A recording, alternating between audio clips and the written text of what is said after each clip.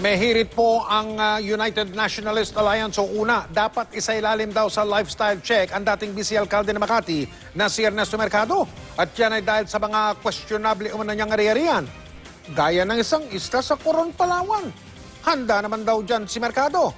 Samantala si Vice Presidente Jejomar Binay naman magsasampa na ng kaso laban doon sa mga nagpaparatang sa kanya ng isang magnanakaw. Nakatutok si Ruth Cabal.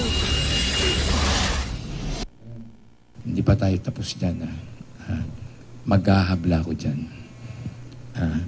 Hindi ko tatanggapin yan na lagi na lamang dun sa pista tinatawag akong magnanakaw. Bumuelta si Vice President Jejomar Binay laban sa patuloy umanong paninira sa kanya. Sinabi ito ni Binay sa isang press conference sa Cebu. Tinanggi niya ang mga pagbubunyag sa pagdinig ng Senate Blue Ribbon Subcommittee kaugnay sa paggamit daw ng dummy sa mga condo units sa Makati. Isa sa sinasabing dummy si Ariel Olivar na umano'y surveyor ng kontrobersyal na farm sa Rosario, Batangas, di raw kilala ni Binay. Hindi rin daw overpriced ang gusali ng Makati Science High School. Ang United Nationalist Alliance ni Binay, pinuntirya naman si dating Makati Vice Mayor Ernesto Mercado. Sabi ni una Interim President at Representative Toby Chanco, dapat isailalim sa lifestyle check si Mercado dahil daw sa di maipaliwanag na yaman nito. Ilan daw sa mga pag-aari ni Mercado at kanyang pamilya, isang isla na aabot daw sa 100 ektarya at isa pang villa resort na parehong nasa Coron, Palawan. Grand Villa Hotel sa Pateros, 200 ektaryang Grand Villa and Butterfly Center sa Los Baños, Laguna. 500 ektaryang plantation at resort sa Cabanatuan, Nueva Ecija, poultry farm sa Palaya, Nueva Ecija at iba pang properties. May iba't ibang negosyo rin daw na nakapangalan kay Mercado at sa kanyang mga anak. Ang tanong ni Chanco, paanong naipundar ni Mercado ang mga ito? Posible raw na ebidensya ito kung paano siya nagpayaman nung nakapwesto pa sa gobyerno.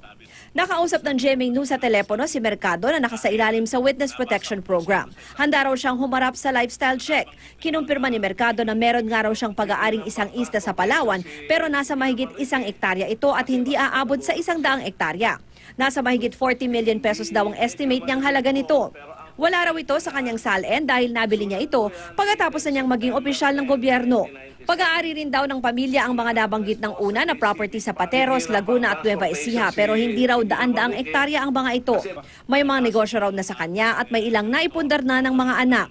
Sa pinakahuling salin ni Mercado noong 2009, may dineklara siyang 17 real estate property at negosyo o business investment na mahigit 23 million pesos, bukod pa sa stock investment na 20 million pesos. Nasa halos 68 million pesos naman ang net worth ni Mercado noong 2009. Ang BIR handa raw magsagawa ng lifestyle check kay Mercado pero yan ay kung may sapat na dahilan para imbestigahan si Mercado. Ruth Cabal, Nakatutok, 24 Oras.